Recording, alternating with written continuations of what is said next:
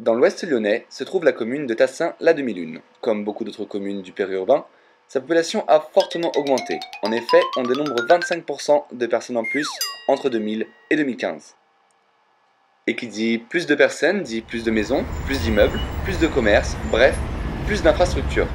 Le problème, c'est que cette dynamique ne prend pas forcément en compte les espaces verts et naturels du territoire. Et oui, tout ça au détriment de toute la diversité d'espèces que nous côtoyons tous les jours. Et pourtant, on peut voir le milieu urbain comme un refuge à part entière pour la flore, c'est-à-dire les végétaux, et la faune, les animaux. En effet, ces deux-là sont intimement liés. Par exemple, il y a beaucoup moins de pesticides en ville qu'à la campagne, au grand bonheur des insectes.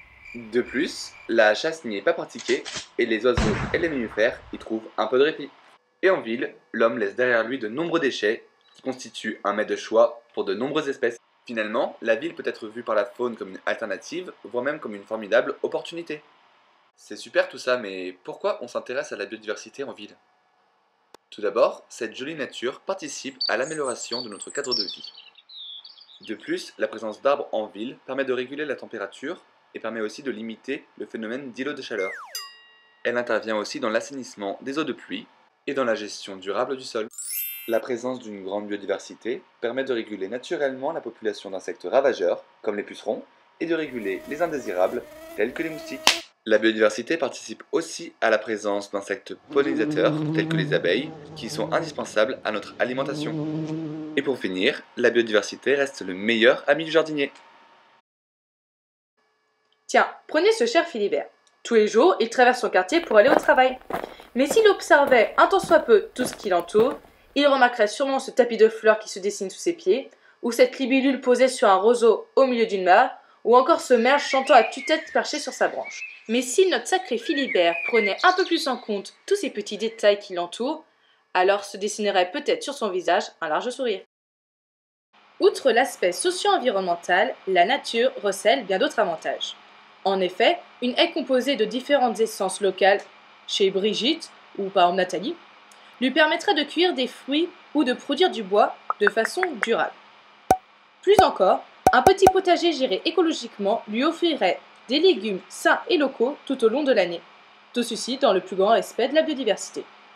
Pour que les habitants s'impliquent d'eux-mêmes dans une démarche de préservation de l'environnement local, il est nécessaire de les sensibiliser.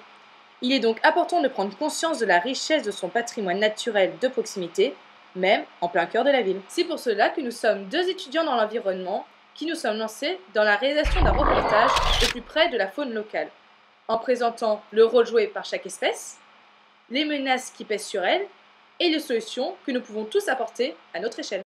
Pour arriver à ceci, nous avons besoin de votre collaboration. Vous aussi, vous pourrez mettre votre pierre à l'édifice. Il n'y a pas de lézard. Oui. Et donc nous vous invitons à partager vos prises de vue et vos aménagements sous forme de tutoriels sur le thème de la nature en ville près de chez vous. Ce reportage sera à destination des écoles lors d'animations, présenté aux internautes sur les réseaux sociaux, les sites des mairies et notre site internet. Il pourra être visionné lors de conférences, réunions et autres rassemblements, et peut-être même diffusé à la télévision sur des petites chaînes locales. Alors vous aussi, impliquez-vous à votre échelle en faveur de l'homme et de la biodiversité de votre commune et embarquez avec nous pour l'aventure des espèces par millions.